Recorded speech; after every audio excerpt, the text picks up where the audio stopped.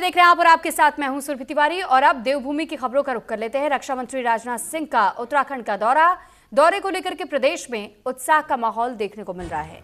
मुख्यमंत्री पुष्कर सिंह धामी का ये बयान भी सामने आया कि प्रदेश के लिए गर्व का विषय है। रक्षा मंत्री राजनाथ सिंह के उत्तराखंड दौरे को लेकर के प्रदेश में उत्साह का माहौल बना हुआ है। तो जहां मुख्यमंत्री पुष्कर सिंह धामी ने उनके राज्य से गहरे जुड़ाव का जिक्र करते हुए इसे प्रदेश के लिए गर्व का विषय बताया। उन्होंने कहा कि जब उत्तर प्रदेश और उत्तराखंड एक ही राज्य थे तब भी राजनाथ सिंह ने प्रदेश का नेतृत्व किया था। मुख्यमंत्री ने यह भी कहा कि उत्तराखंड सैनिक बहुल राज्य है और यहाँ बड़ी संख्या में सैनिक परिवार रहते हैं। ऐसे में रक्षा मंत्री का ये दौरा लोगों में खासा उत्साह लेकर के आया है और सरकार इसे प्रदेश के लिए बेहद अहम मान रही है।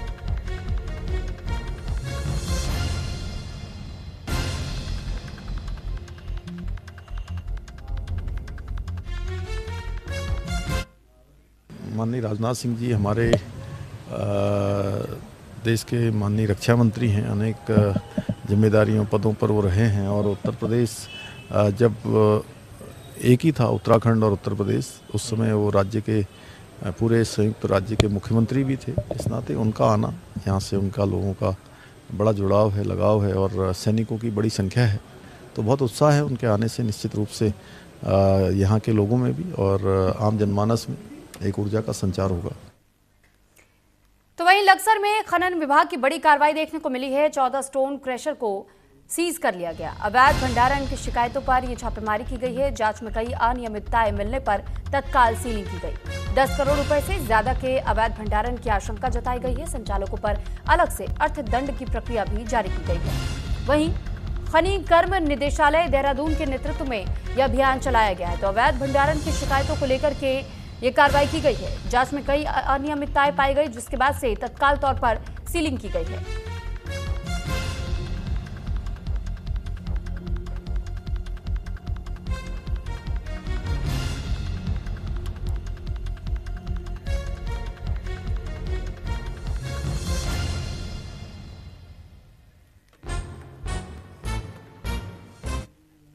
तो वहीं देहरादून में एलपीजी गैस की कालाबाजारी देखने को मिली। दरअसल इस कालाबाजारी को रोकने के लिए और 100% होम डिलीवरी अब सुनिश्चित करने के लिए जिला प्रशासन पूरी तरह एक्शन मोड पे काम कर रहा है। जिला अधिकारी सवीन बंसल के निर्देश पर पूरे जिले में क्षेत्रवार क्यूआरटी टीमों का गठन किया गया, जो लगातार गैस एजेंसियों पर नजर बनाए हुए हैं। क्यूआरटी टीमों ने जिले की 69 गैस एजेंसियों और 25 व्यावसायिक प्रतिष्ठानों का निरीक्षण किया। इस दौरान विकास नगर क्षेत्र में कार्रवाई करते हुए 5 घरेलू गैस सिलेंडर जब्त कर लिए गए। गैस की मांग और आपूर्ति की स्थिति पर बिजली प्रशासन लगातार मॉनिटरिंग कर रहा है और बैकलॉग खत्म करने के लिए भी कदम उठाए जा रहे हैं। गैस वितरण व्यवस्था को सुचारू रखने के लिए उप जिला अधिकारियों की अध्यक्षता में टीमों का गठन किया गया। हालांकि प्रशासन का यह दावा है कि जिले में एलपीजी का पर्याप्त स्टॉक मौजूद है और मांग के अनुसार सप्लाई बढ़ाने के निर्देश गैस कंपनियों को दे दिए गए हैं।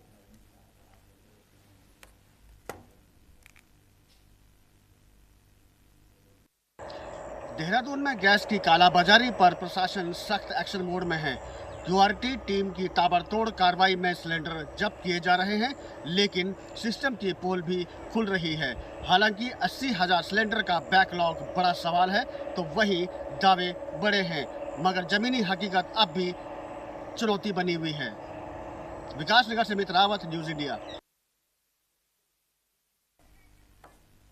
तो कालाढूंगी में नैनीताल मार्ग के जंगल में उस समय अफरा तफरी मच गई जब एक व्यक्ति पर बाघ के हमले की खबर तेजी से फैल गई। सूचना मिलते ही बड़ी संख्या में ग्रामीण मौके पर एकत्र हो गए। हालांकि बाद में स्पष्ट हुआ कि घटना वास्तविक नहीं बल्कि प्रशासन की ओर से आयोजित एक मॉक ड्रिल थी, जिसका उद्देश्य आपात स्थिति में सतर्कता और तैयारियों को परखना था और ग्रामीणों को जागरूक करना भी था। जिला प्रशासन के निर्देश पर आयोजित इस मॉक ड्रिल में वन विभाग, पुलिस, आईआरबी, अग्निशमन और प्रशासन की टीम ने तत्परता दिखाई। सूचना मिलते ही वन विभाग की एसडीओ फतेहपुर कामिनी आर्य और रेंज अधिकारी रमेश चंद्र ध्यानी तुरंत मौके के लिए रवाना हुए। वहीं एसडीएम विपिन चंद्र पंत भी राजस्व टीम के साथ घटनास्थल पहुंचे और मौके पर पिंजरा लगाकर के बाघ को पकड़ा गया।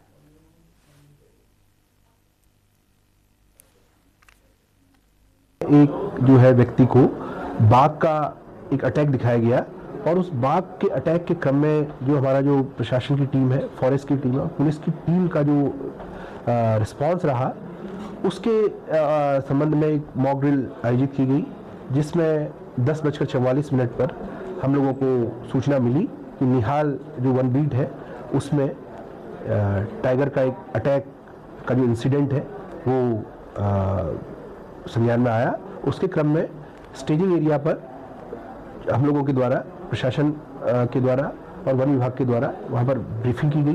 ब्रीफिंग के उपरांत हमारी जो पहली जो क्विक रिस्पांस टीम है उसको इंसिडेंट जो एरिया है वहाँ पर भेजा गया और तत्पश्चात जो है वो व्यक्ति का रेस्क्यू कराया गया और जो भी वहाँ पर हिदायत दी गई लोगों को, और कुछ लोग आक्रोशित भी हुए थे वहाँ पे, तो उनको भी पेसिफाई किया गया और तुरंत ही जो उपचारात्मक जो कार्रवाई है वो भी किया जाना, वहाँ से ट्रैकिंग कैमरा उनको डिप्लॉय किया जाना। खबर हरिद्वार से है, जहां गैरसैंण में चले विधानसभा सत्र में ज्वालापुर विधायक इंजीनियर रवि बहादुर ने जनहित मुद्दों पर जबरदस्त आवाज बुलंद की, जिसके बाद उनका भव्य स्वागत और सम्मान किया गया। तो वहीं विधायक ने बयान दिया और कहा कि गैरसैंण सत्र में लोगों की परेशानियां उठाना हमारा फर्ज था, लेकिन बीजेपी सरकार शुरू से ही इसे दरकिनार करती आ रही है। साथ ही उन्होंने बीजेपी सरकार पर निशाना साधते हुए कहा कि जनता की आवाज दबाई नहीं जा सकती।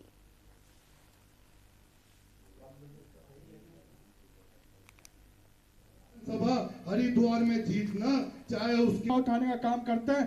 कौन कौन चाहता है कि हम लोग ज्वालापुर विधानसभा जाके काम करें? मैंने यहाँ पर बैठी है, मेरी बात बोली कि भाजपा केवल वोट ले। वहीं नैनीताल में पुलिस ने व्यावसायिक गैस सिलेंडरों से भरी हुई एक पिकअप को पकड़ लिया, लेकिन चालक मौके से फरार हो गया। दरअसल पुलिस जानकारी के अनुसार सोमवार रात करीब 8 बजे चेकिंग के दौरान पुलिस ने 24 व्यावसायिक गैस सिलेंडर बरामद किए। हालांकि चालक पुलिस को चकमा देकर के मौके से फरार हो गया। तो वहीं अब पुलिस की कार्रवाई पर सवाल उठ रहे हैं। फिलहाल कोतवाल ने बताया कि पिकअप को सीज कर दिया गया है। साथ ही 25 सिलेंडर खाद्य पूर्ति विभाग को सौंप दिए गए, लेकिन चालक के परिजन जितेंद्र ने पुलिस पर उत्पीड़न और अवैध वसूली के आरोप लगाए। उनका यह कहना है कि काशीपुर से सिलेंडरों का गेट पास शाम 4 बजे जारी हुआ था और ये सिलेंडर नैनीताल के स्कूलों और होटल में आपूर्ति के लिए भेजे गए थे।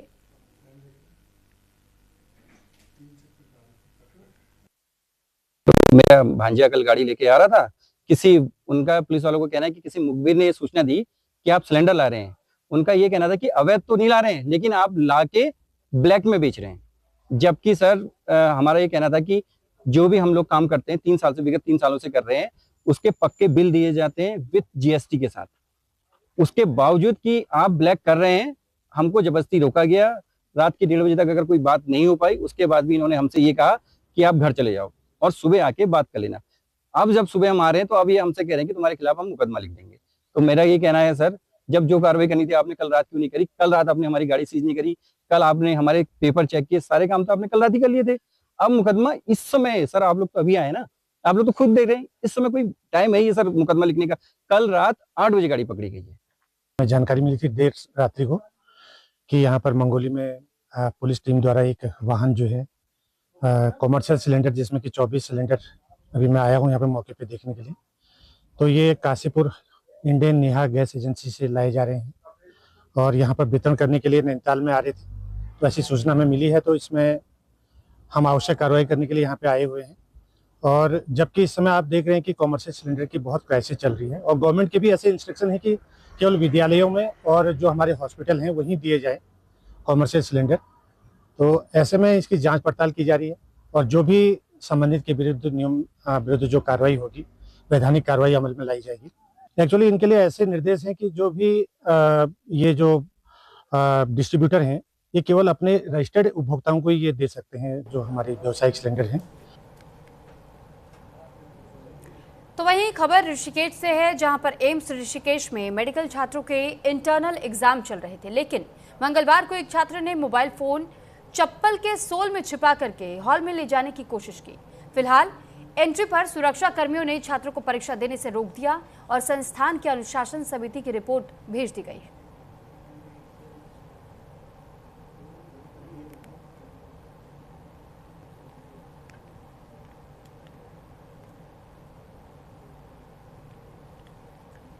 खबर हरिद्वार से, जहां आगामी नवरात्रि और ईद के पर्व पर मिलावटखोरी रोकने के लिए जिला प्रशासन ने कमर कस ली। बता दें कि कलेक्ट्रेट सभागार में जिलाधिकारी मयूर दीक्षित की अध्यक्षता में महत्वपूर्ण बैठक हुई, जिसमें कि खाद्य सुरक्षा विभाग को सख्त निर्देश जारी किए गए और ये कहा गया कि तत्काल टीम गठित कर बाजारों, दुकानों और खाने पीने की सभी जगहों पर व्यापक चेकिंग अभियान चलाया जाए।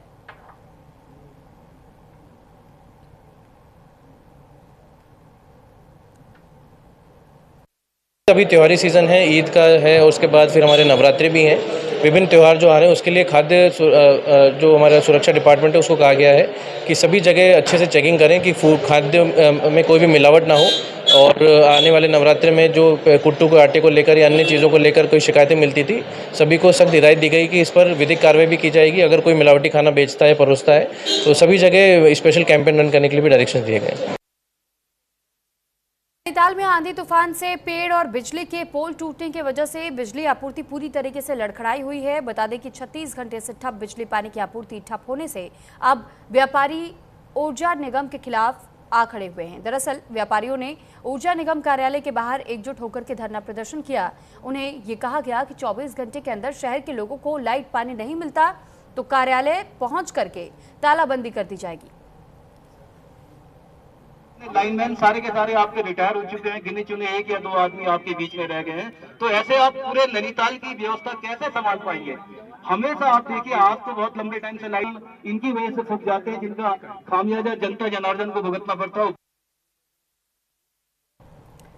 लोहाघाट में जिलाधिकारी चंपावत मनीष कुमार के द्वारा निर्देश दिए गया है कि बता दें कि निर्देश के तहत में अब रसोई गैस को निर्धारित डिलीवरी पॉइंट में बांटा जा रहा है। दरअसल मंगलवार को लोहाघाट गैस सर्विस के द्वारा प्रबंधक उमेश सिंह के निर्देश पर क्षेत्र के पाटन पुल, PWT कॉलोनी और बाड़ीगाड़ क्षेत्र तथा पेट्रोल पंप के पास उपभोक्ताओं को रसोई गैस का वितरण किया गया, लेकिन गैस लेने के लिए लोगों की भारी भीड़ गैस सिलेंडरों के साथ डिलीवरी पॉइंट पर उमड़ी हुई नजर आई। रसोई गैस उपलब्ध होने की वजह से उपभोक्ताओं ने राहत महसूस जरूर की, तो वहीं गैस एजेंसी प्रबंधक उमेश सिंह और कर्मी अशोक मेहता ने इस बात की जानकारी साझा की कि लोहाघाट के 4 डिलीवरी पॉइंट में रसोई गैस का वितरण किया जा रहा है। साथ ही ये भी जानकारी दी गई है कि 2 वाहनों में 438 रसोई गैस के सिलेंडर, 50 सिलेंडर 5 किलो के भी उपलब्ध है, जिन्हें विभिन्न डिलीवरी पॉइंट पर वितरित किया गया है। रसोई गैस की सप्लाई लगातार अभी भी जारी है। उन्होंने उपभोक्ताओं से अपील करते हुए कहा है कि 25 दिन से पहले रसोई गैस उपलब्ध न कराई जाए।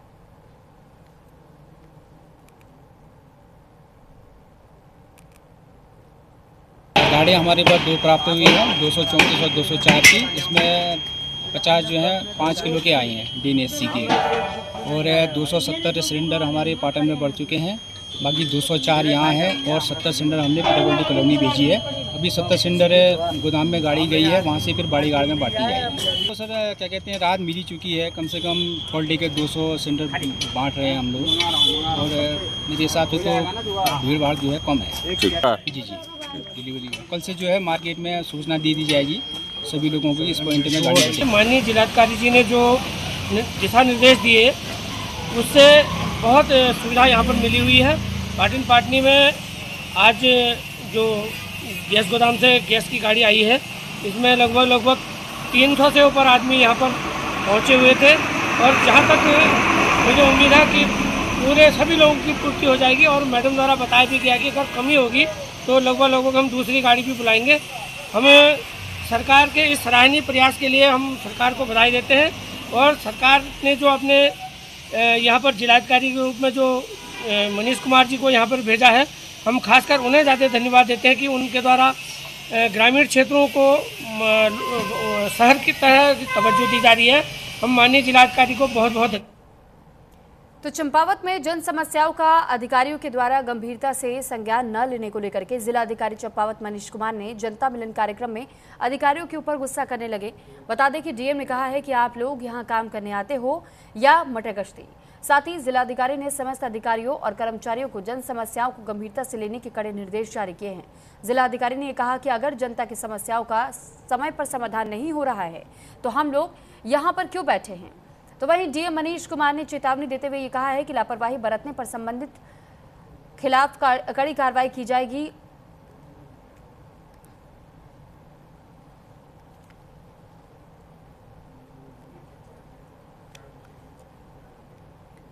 उधम सिंह नगर के खटीमा तहसील से एक बड़ी खबर है, जहां दिल्ली में रह रहे कई परिवारों ने 125 एकड़ भूमि जो कि प्रशासन की मौजूदगी में जोतने वालों ने प्रशासन से ही अपनी जान माल की सुरक्षा को लेकर के प्रशासन को ज्ञापन सौंपा।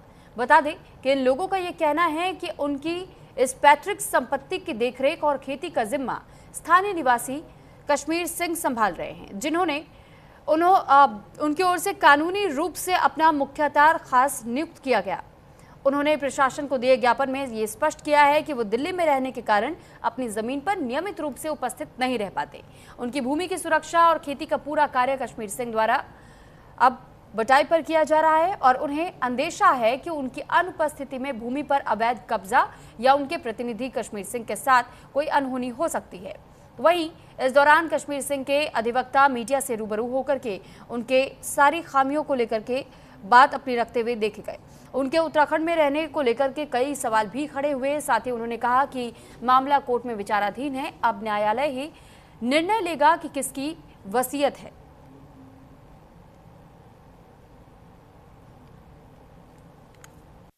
ये भूमि के असल मालिक हैं। इन लोगों की जमीन का फर्जी मृत्यु प्रमाण पत्र और फर्जी वसीयत बना करके कुछ लोगों द्वारा, मैं सबके नाम बता दे रहा हूं, किरण तलवार जी ने फर्जी वसीयत बनाया। जब इन लोगों को जानकारी हुई तो उन्होंने कोर्ट में दरख्वास्त लगाया, वो दाखिल खारिज हुआ। रामानंद ये यहां पर रहते नहीं है, ये विदेश में रहते हैं। इनके नाम भी फर्जी वसीयत बनाई गई, इनके नाम भी जमीन की गई, वो भी नाम खारिज हुआ। निर्मल सिंह जी हैं, इन्होंने फर्जी, इनके परिवार में करीब 7-8 लोगों के नाम वसीयत बनाई गई फर्जी और इन लोगों ने अपने नाम कराया, सब खारिज हुए हैं। 30 सक्सेना ये भी विदेश में रहते हैं, इनका भी कोई लेना देना नहीं है, लेकिन इनके नाम भी फर्जी वसीयत बनाई गई। जानिमा तलवार जो किरण तलवार जी की बेटी है, इनके नाम फर्जी वसीयत बनाई गई। सोहन सिंह है, प्रिंसिपाल सिंह है। प्रिंसिपाल सिंह के विषय में आपको बताना चाहूंगा, 1990 में पैदा हुए हैं, लेकिन इनके नाम जो वसीयत बनी 1986 में बनी गई, यानी कि इनके पैदा होने से 4 साल पहले वसीयत बना दी गई। भाटिया ये सब लोग हैं, इन्होंने ज्ञापन किया है कि भूमि के संबंध में इनको डराया धमकाया जा रहा है, ऐसा इनका कहना है। तो भूमि संबंधी विवाद है और हमने इसमें पूर्व भी जो लॉ एंड ऑर्डर के संबंध में कार्रवाई की भी है। 107-16 जिसको 126 और 135 जो है उसकी कार्रवाई पूर्व में जारी है। मेरे दोनों पक्षों का कहना है कि शांति व्यवस्था बना के रखें। असली मालिक हैं अपनी ज़मीनों के, और हम 24 फरवरी को भी आए थे और हमने सर से दरख्वास्त करी थी कि हम असली मालिक हैं और हमने अपनी जो पावर ऑफ अटॉर्नी है वो यहाँ बैठे कश्मीर सिंह जी को दी है। और ये जो फर्जी तरीके से किरण तलवार, युवराज तलवार और उनकी जो बहन है, इनको मतलब जेल हो चुकी है, इनको बेल पे ये लोग बाहर है। इन्होंने मेरे दादाजी की नकली विल बनाई और उनको मृतक घोषित कर दिया जिंदे आदमी को। और ये जो इनके वकील हैं PN यादव जी, उन्हीं की चेंबर से कोई हैरल्ड नाम के आदमी काम करते थे, उन्होंने ही बनाई थी। और ये आज सा कलयुग आया है कि आज ये लोग हमको धमका रहे हैं, इनको काम करने पे तंग कर रहे हैं। हमारी फसल हम उसको काटे बोए, हम जो मर्जी करें। उपरांत यह रिपोर्ट आई कि इन लोगों का मौके पर कब्जा कोई नहीं है, ना ही गांव में रहते हैं। पुलिस से मिली भगत करके कंबाइन को खड़ा करा गया झनकैया थाना में, जिसके संबंध में निर्मल सिंह व बलजीत उसका जो भतीजा है उसके द्वारा माननीय उच्च न्यायालय में चाराजोही की गई है, जो अभी भी विचाराधीन है और जिसमें इन लोगों को नोटिस की तामीली हो चुकी है, जिसमें CK आनंद, बालकिशन के परिवार व अनिल भटनागर, सुनील भटनागर, कश्मीर सिंह और माफिया बलविंदर सिंह पक्षकार है, उसको भी इनके द्वारा नजरअंदाज किया जाएगा, जिसका जो है ऑनलाइन आप चेक कर सकते हैं कि मामला विचाराधीन है अथवा नहीं है, माननीय उच्च न्यायालय में देखा जा सकता है। तो वहीं देहरादून में कांग्रेस के राष्ट्रीय प्रवक्ता सुजाता पॉल ने BKTC के अध्यक्ष हेमंत द्विवेदी पर तीखा हमला किया। बता दें कि उन्होंने बीजेपी पर निशाना साधते हुए कहा कि विनाश काले विपरीत बुद्धि की कहावत उत्तराखंड की धामी सरकार पर सटीक बैठती है। पॉल ने यह आरोप लगाया कि हिंदू मुस्लिम की राजनीति में असफल होने के बाद अब बीजेपी मंदिरों की मर्यादा और श्रद्धालुओं की आस्था को ठेस पहुंचा रही है। तो वहीं पॉल ने चेतावनी देते हुए कहा है कि भगवान बद्री विशाल और बाबा केदार के खौफ से डरे और तुरंत माफी मांगे, वरना जनता और ईश्वर दोनों माफ नहीं करेंगे।